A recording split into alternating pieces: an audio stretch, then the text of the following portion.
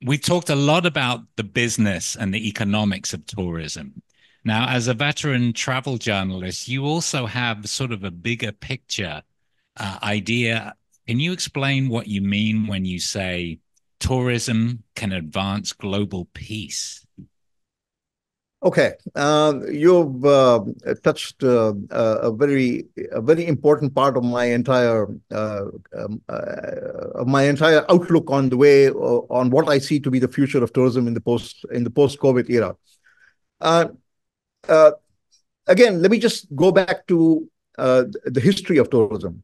Um, all the major organizations that you see in existence today, the UN World Tourism Organization, the International Civil Aviation Organization, which looks after all the airlines and the aviation and the airports and the umbrella, the transport network for the aviation sector, other private sector organizations like the Universal Federation of Travel Agents Associations, which is sort of a little bit on the wane now because of the travel agencies. The role of the travel agencies no longer being what it used to be.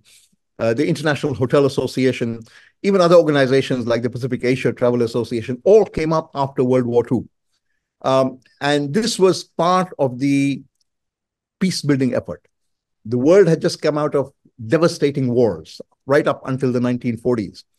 And what happened was that at that time, the agenda was to make travel and tourism a part of the peace building process. So you had people being using the jets and the air travel and the hotels, and you had airlines like Pan American and the Intercontinental Hotels and others, and the airlines all coming together, the hotel sector all coming together to move people around the world so that they can overcome the trauma of war and get their lives back together again. You've seen that in many, many places all around the world as wars have faded. After Vietnam, for example, when the Indochina destinations were coming back, the Mekong countries, Laos, Vietnam, Cambodia, when they were being revived, they had nothing to sell. They had no infrastructure. They had no industrial capabilities. The agricultural system was shut. They had tourism. Cambodia had Angkor Wat. Vietnam had not much infrastructure at the time, but it was coming at least. But you could take people there. There was enough rudimentary places that you could take places. So it became part of the peace building process, and peace and economic progress is interrelated. Everybody needs a job to survive.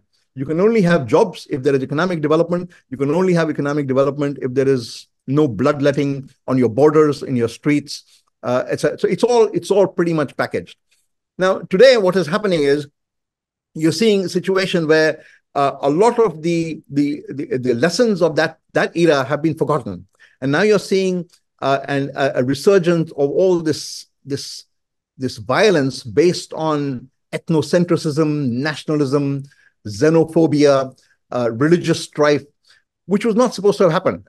In the Asia Pacific region, for example, we are sitting on probably the most diverse in terms of culture, in terms of heritage, part of the world.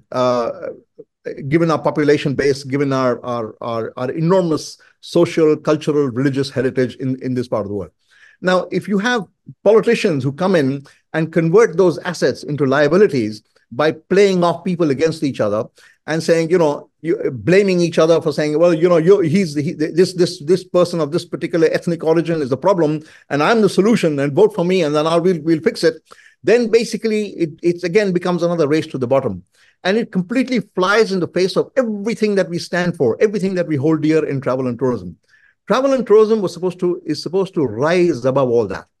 And unfortunately, over the last 15, 20 years, it's become more a question of protecting profits rather than protecting planet and rather than protecting the peace. Even though to the average business person, these three should be absolutely completely interrelated. But the profit started coming first, and the planet became sort of, pretty much on the sideline until it's now coming back in because of the climate change aspect. But the peace is being completely sidelined because, everybody said, it's too controversial. Let's not discuss it. Let's sweep it under the carpet, or let the politicians fix it. It's got nothing, the foreign ministry is responsible for this, or the interior ministry is responsible for this. No, I mean, those days clearly need to be, that kind of thinking needs to be jettisoned. Because when you actually look at it, what does the travel and tourism industry sell for a living? What is its heart? We are the only industry in the world, the only industry in the world that sells music, culture, heritage, dance, cuisine. Which other industry does it? The construction business, the telecommunications business, the banking business? You tell me which other industry? The agriculture business? No. This is what we sell for a living. We are not selling hotel rooms. We are not selling tour operator coaches. We are not selling convention centers. That's the business side of it. That's the people don't go to a convention center for the sake of the convention center.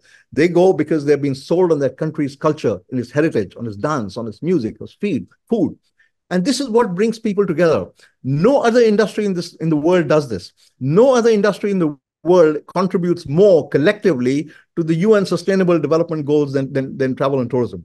And I think the industry tends to lose sight of that. It becomes too much of a bean counting business. It's all about profit and loss and the next quarterly statement and how much money, it attracted and how much it delivered in shareholder value or return on investment it gave, and what was the occupancy and all this kind of stuff. And I'm saying basically, yes, the business side of it is okay, but if you lose sight of of some of the core assets that we sell for a living, and those assets then become liabilities, and communities and societies get pitted off against each other by nasty politicians and their commercial bankrollers, then that entire destination is going down the drain if the riots start down in the street. And we have seen this happen in many parts of the world.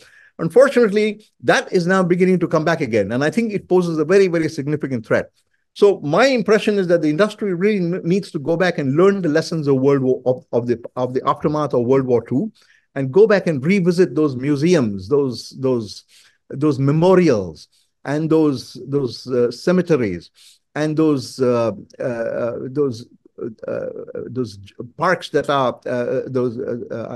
places like the Tuol Sleng Museum in Cambodia, the Vietnam War Museum, and see the damage, the conflicts, the suffering caused by war, and put that part of the agenda and say we cannot afford to let this happen again, because it will really strike at the heart of our industry. And we need more travel and tourism industry leaders to mainstream that and forget about downstream, de-emphasize the profit part of it, the bean counting, the business side of it, and focus more on the other side of it. And I think that's where the industry will rise to its real calling. Imtiaz Muqbil, thanks so much for joining us here on Deeper Dive.